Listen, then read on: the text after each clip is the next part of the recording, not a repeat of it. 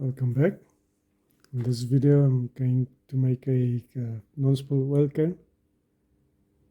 I've got a bottle here that every now and then, because of the vibration on the machine, it falls off while I'm busy focusing on my work and not looking at what the bottle is doing, and it lands up on the floor. And this is the bottle. It doesn't have a cap or anything that you can put on the top, so it's just full of cutting fluid. So I use it quite a lot when I'm doing milling, and even a little bit of lathe work. I sometimes also use that cutting fluid, but mostly for milling. Now, what I'm going to use for the stock, I'm not going to use it as a solid block of aluminium. I think that will be a waste.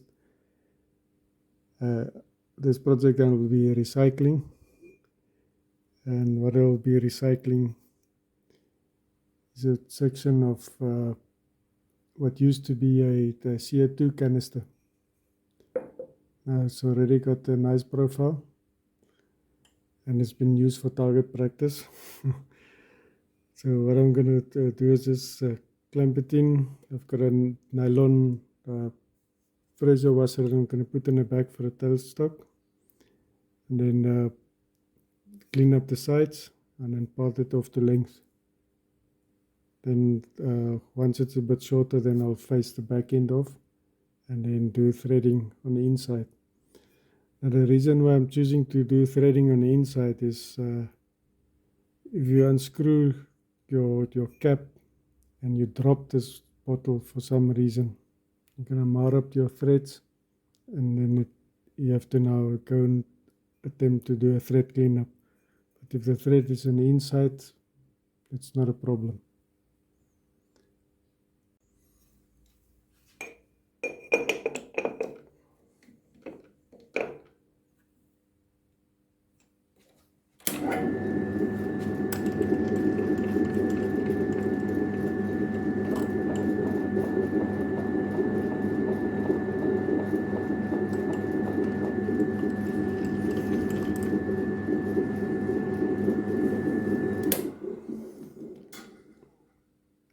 You won't believe that I spent a day making a bump tool just for this few seconds of alignment.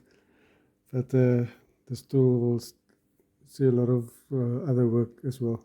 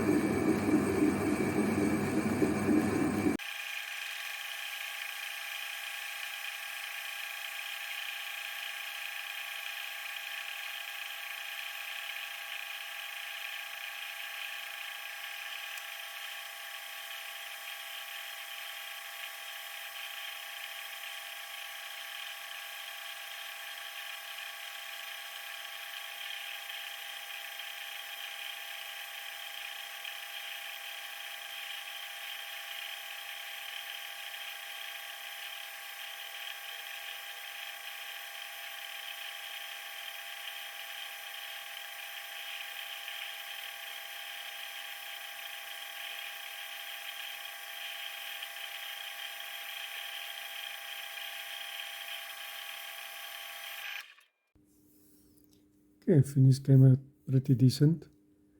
Now, I had a little bit of a mishap there in the beginning. I had to stick this nylon center of mine with cyanoacrylate or crazy glue as you know it, and it went pretty well. Now what is interesting to note, if you can see here, is a little bit of discoloration here.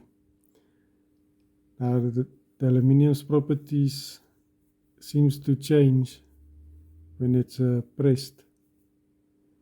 Now what they do with these bottles is they take a flat disc and then put it in a press, and it forms it in a mandrel, and then it draws this end out.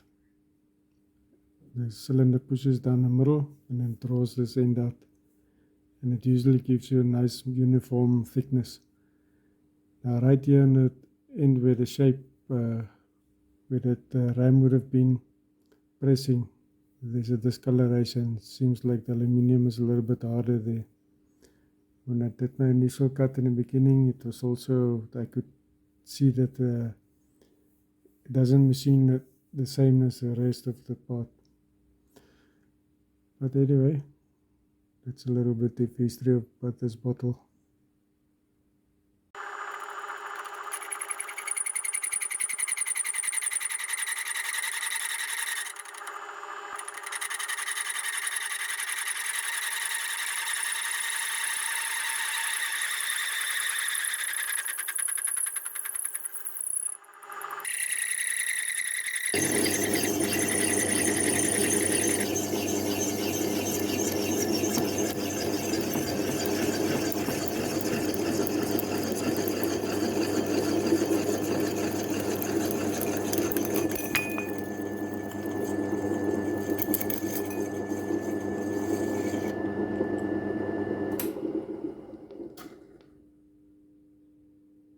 My experiencing slippage.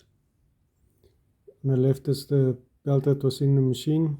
On the right hand side is what should be in the spec that the belt is supposed to conform to. As you can see, it's a lot thinner.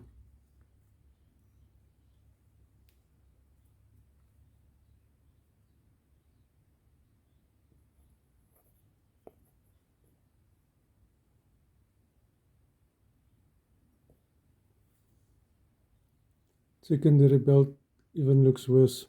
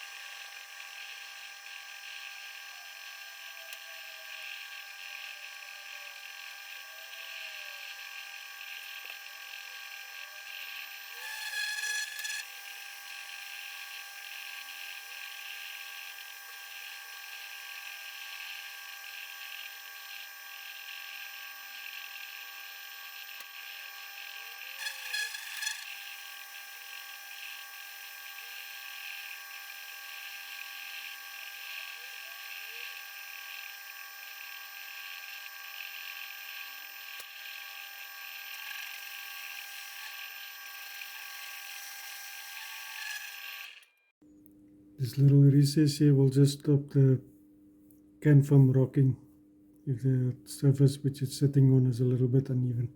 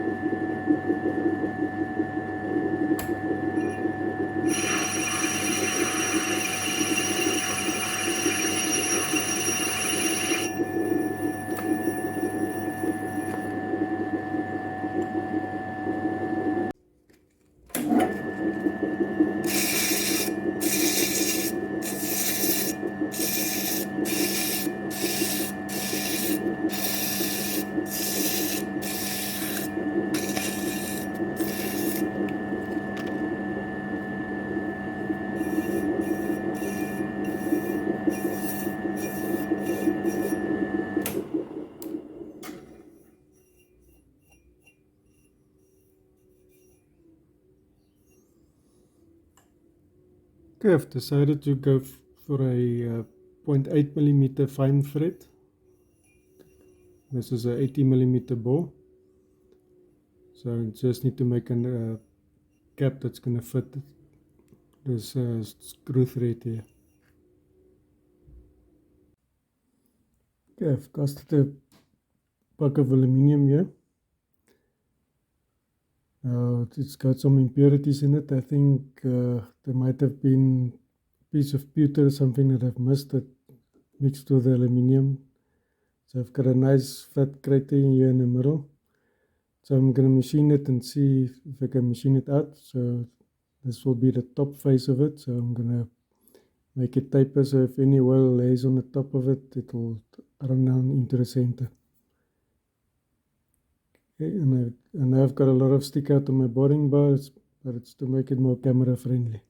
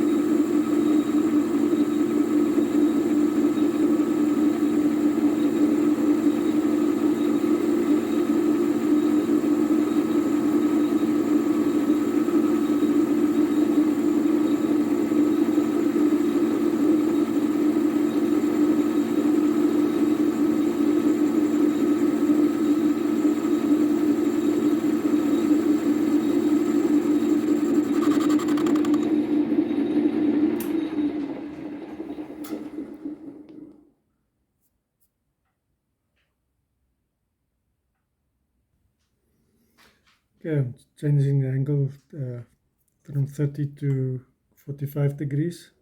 So I'm going to cut a steeper angle in here just to fritty it up a little bit and to make the oil run in quicker.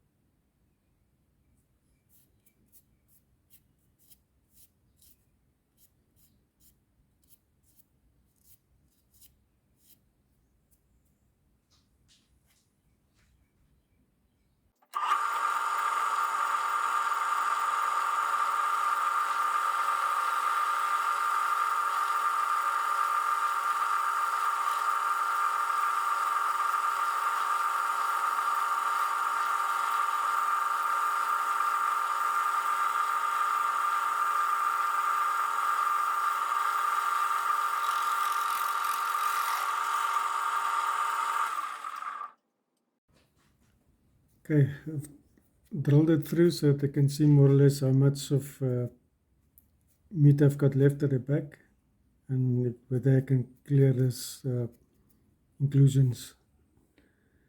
So it looks like I will make it. So what I'm going to do is I'm going to adjust the angle. I'm going to make it a little bit shallower, and then cut it out.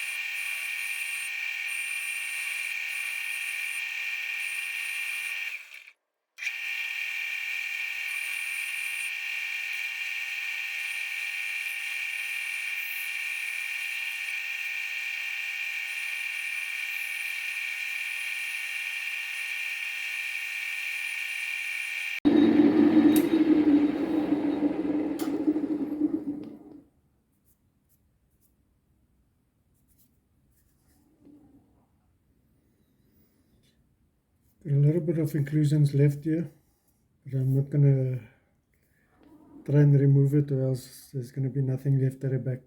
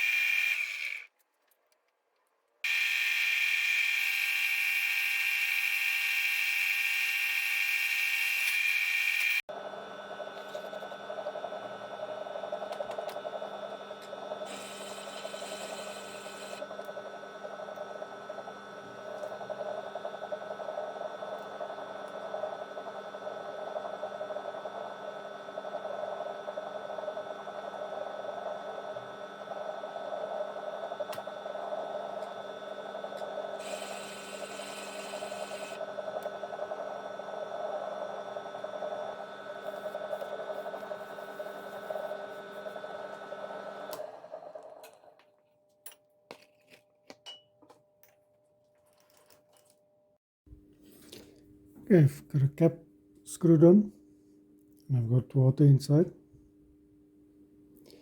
Now what I'm going to do is I'm going to put it on its side and let the water run out.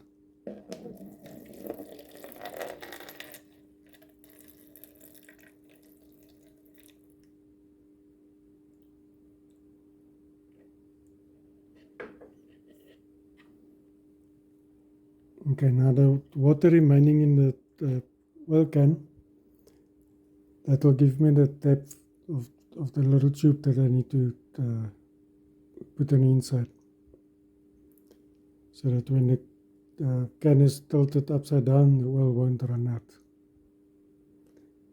So all I'm going to do now is to put the scale on top and drop down my vernier tip until it touches the water, and then get my length.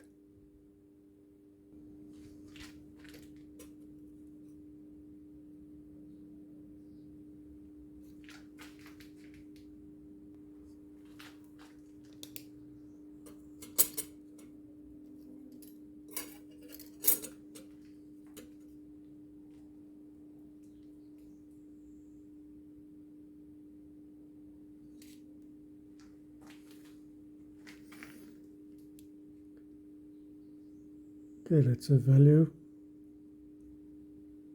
Now I need to subtract the thickness of the scale and the cap from that value. Okay, little tube installed.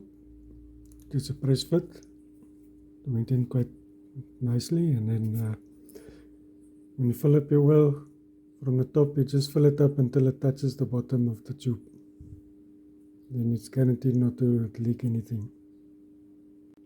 I've got some thread seal tape on there, just to be sure.